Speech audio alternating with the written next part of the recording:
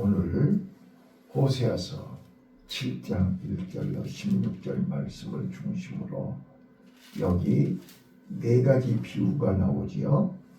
이제 화덕, 불붙은 화덕, 또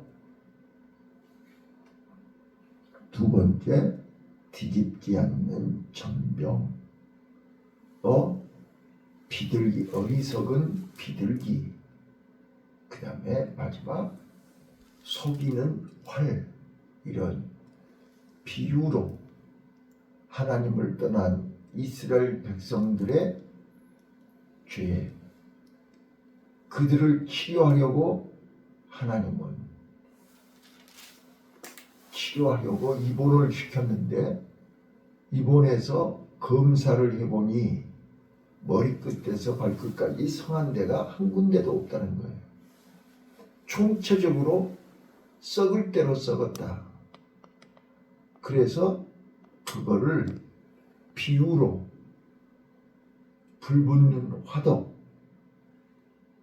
그 화덕에다가 빵을 굽는데 한쪽은 타고 한쪽은 익지 않고 암짝에도 먹을 수 없는, 폐기 처분할 수밖에 없는 전병이 되어버렸다.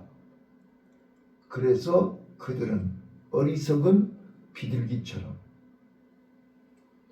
애굽을 향해서 울면서 날아가기는 아수르로 날아가가지고 결국은 아수르에 의해서 패망해가지고 속이는 활이 되어서, 활이 속였단 말이에요. 시위를 당겼는데 활이 부러져 버렸어.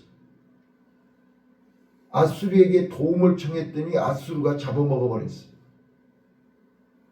그래서 어리석은 비둘기가 되고 뒤집지 않는 전병이 되어버렸다.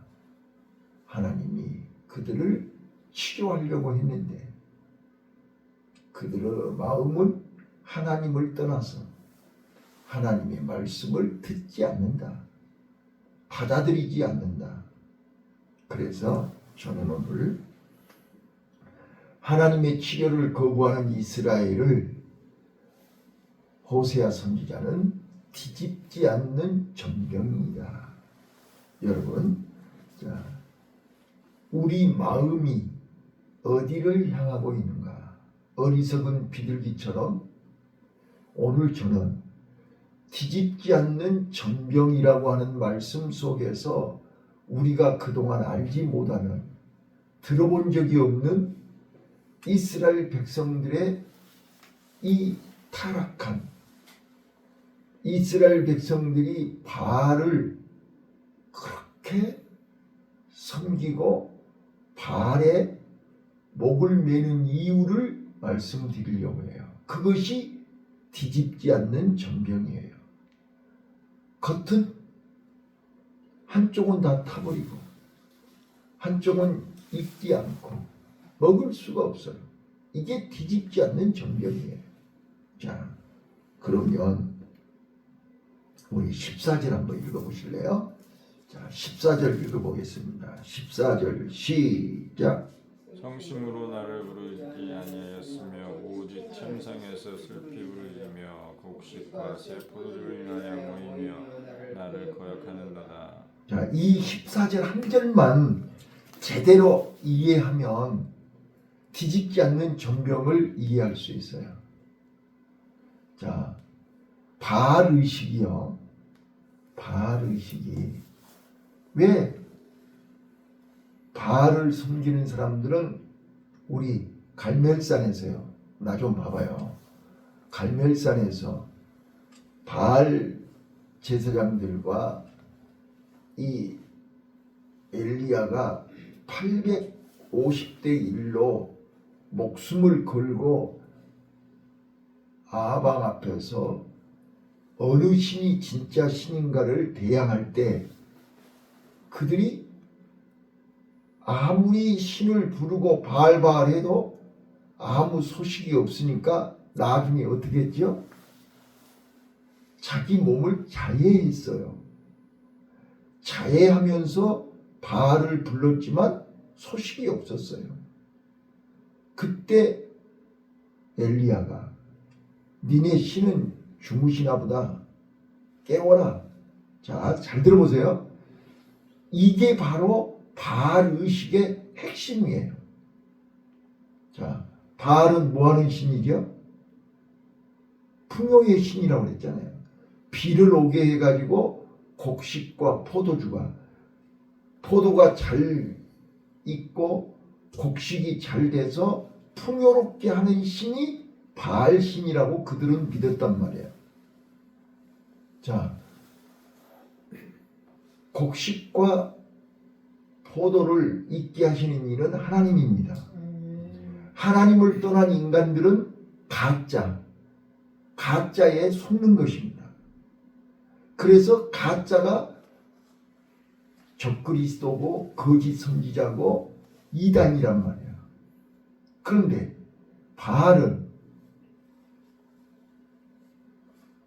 의식 속에 두 가지가 있어요.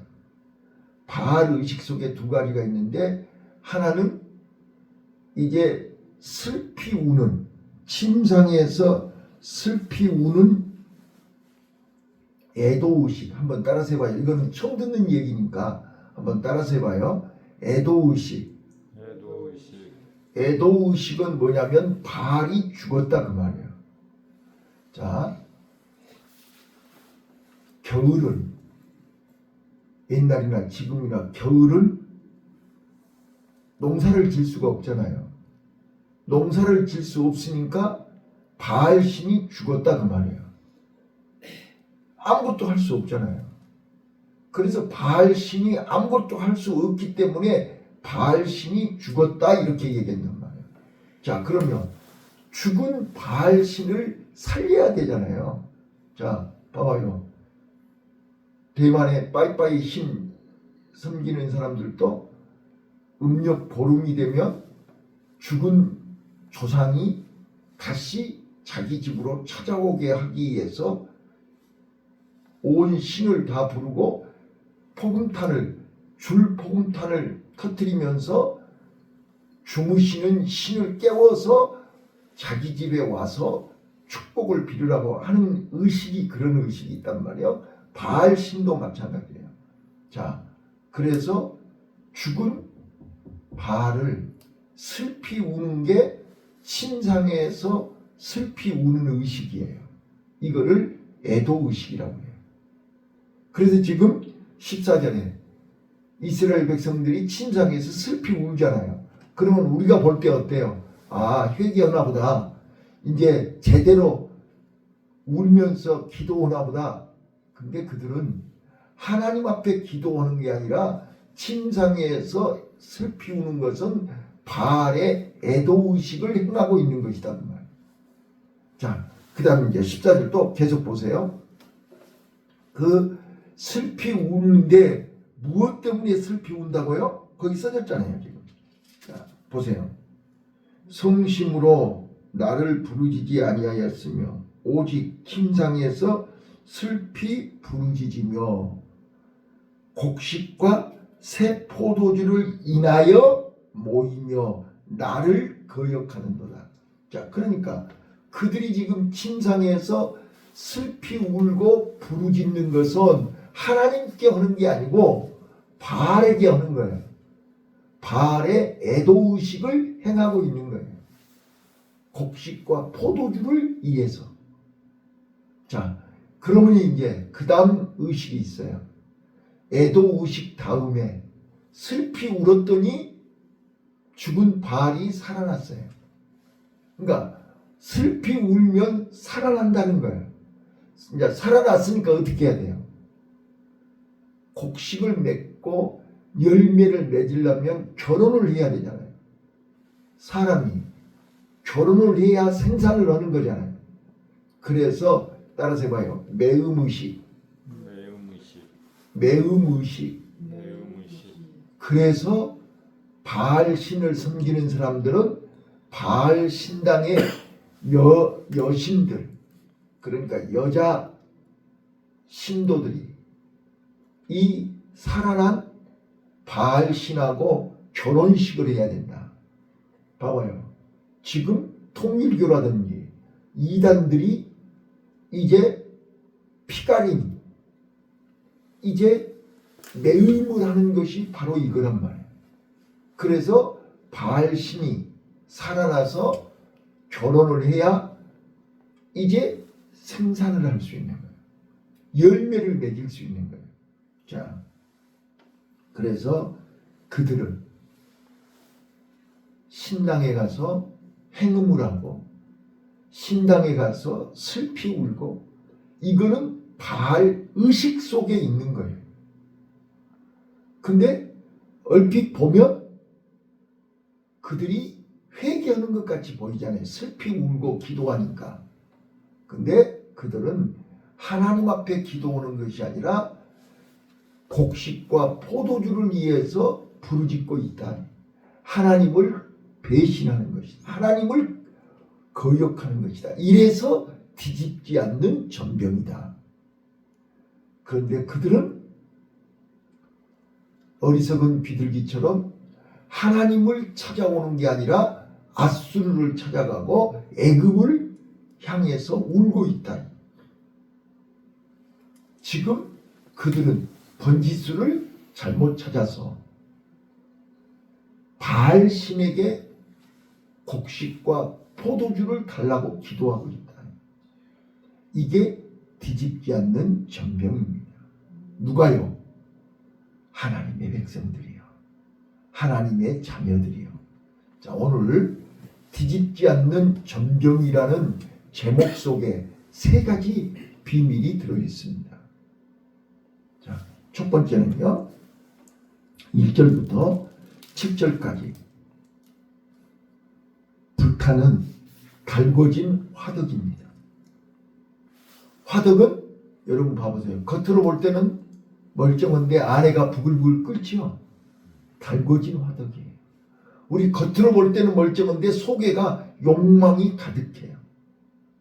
그래서 제사장도 왕들도 언제든지 죽이려고 하는, 자기네 욕심을 위해서는 수단과 방법을 가리지 않는 불타는 달궈진 화덕과 같아요.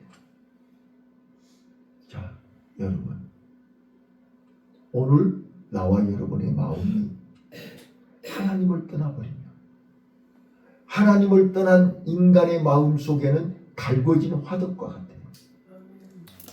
언제든지 자기 욕심, 자기 욕망을 위해서 수단과 방법을 가리지 않고 부모인지 형제인지 왕인지 제사장인지 구분이 되지를 않는 거예요.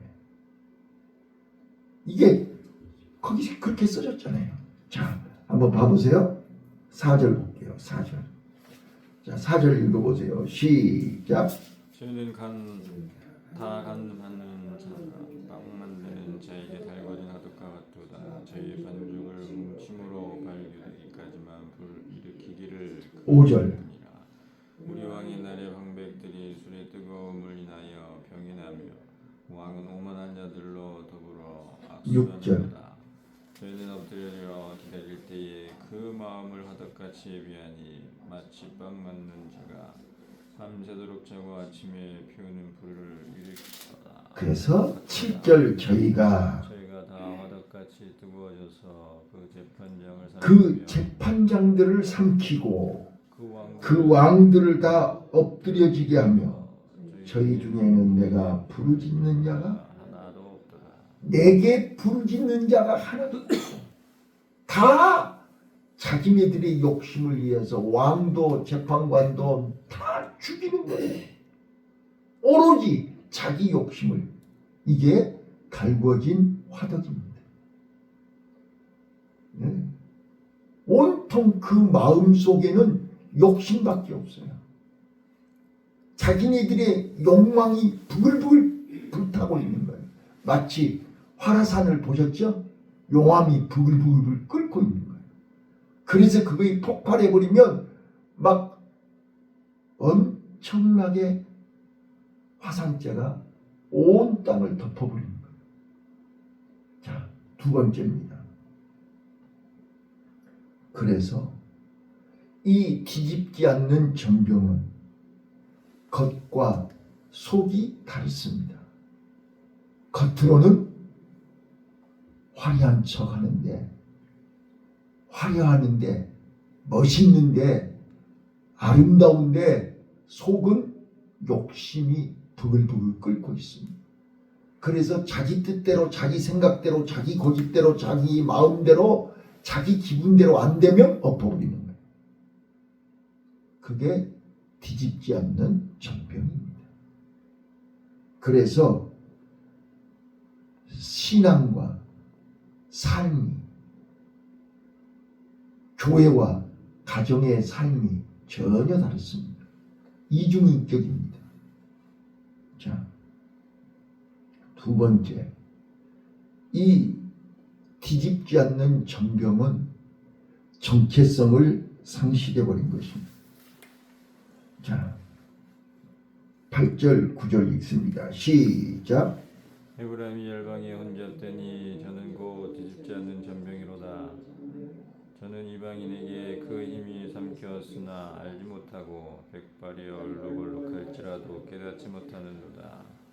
에브라임이 열방에 혼잡되니 짬뽕이 되어버렸다는 말이에요.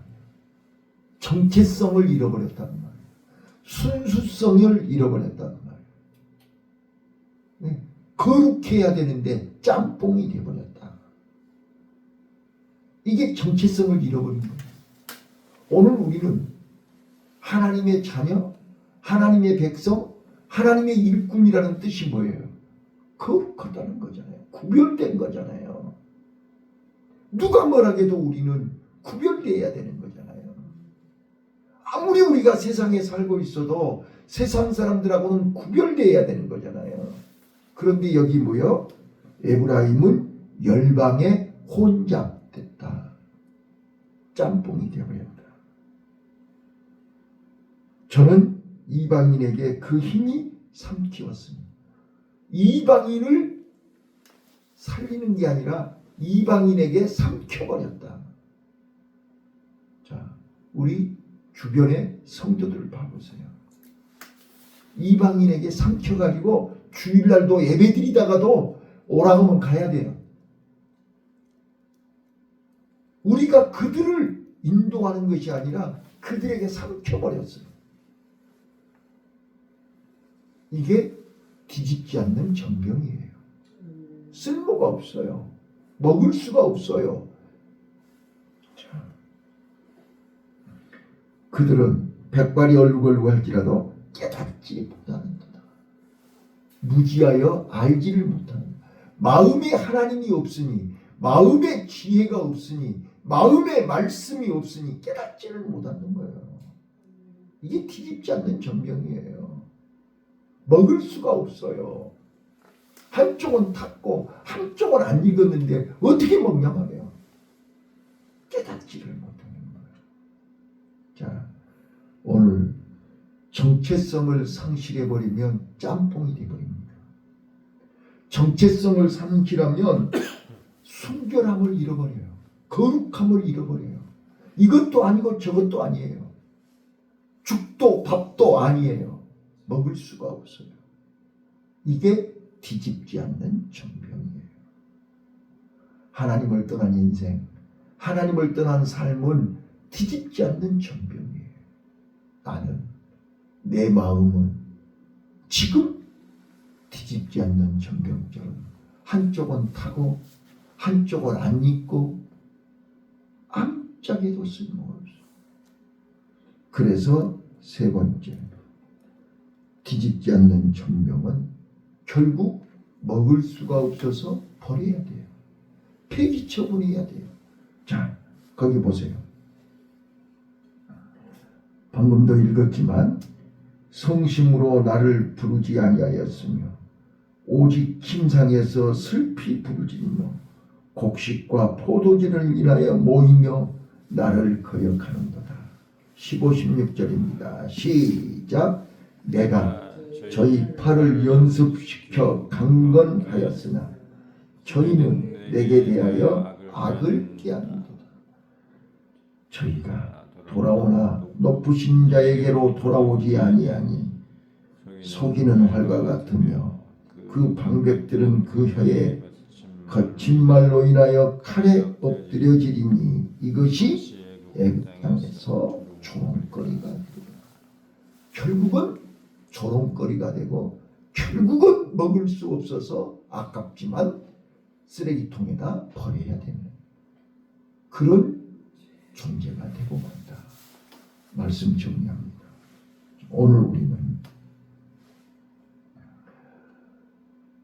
뒤집지 않는 존병은 한쪽은 타고 한쪽은 입지 않는, 먹을 수가 없어서 버릴 수밖에 없는, 여러분 우리는 구원받은 하나님의 자녀입니다. 하나님의 자녀가 마음을 빼앗겨버리면, 마음에서 하나님을 잃어버리면, 마음에서 하나님이 떠나버리면 우리는 뒤집지 않는 존병입니다. 하나님을 잃어버리면, 하나님이 떠나버리면 우리는 분별력을 상실합니다. 하나님은 우리에게 돌아올 기회를 주셨습니다. 어제 그랬잖아요. 여호와를 알자, 힘써 여호와를 알자. 돌아오라. 하나님께로 돌아오라. 그 마지막 기회마저도 잃어버리는 것입니다. 세상에 정신없이 빠져서 시간을 놓쳐버리는 것입니다. 여러분, 갯벌에 가서 시간 놓쳐버리면 물이 들어와버려요. 그래서 죽어요. 정신없이 조기 하나 더 팔려고, 낙지 한 마리 더 잡으려고 정신없이 하다가 물때를 놓쳐버리면 꼼짝없이 갇혀버려요. 하나님이 우리에게 회개할 기회를 줄 때 돌아와야 돼요. 기회를 놓쳐버리면 어리석은 비둘기가 되고 말아요. 올무에 걸려서 꼼짝 못하고 죽게 돼요.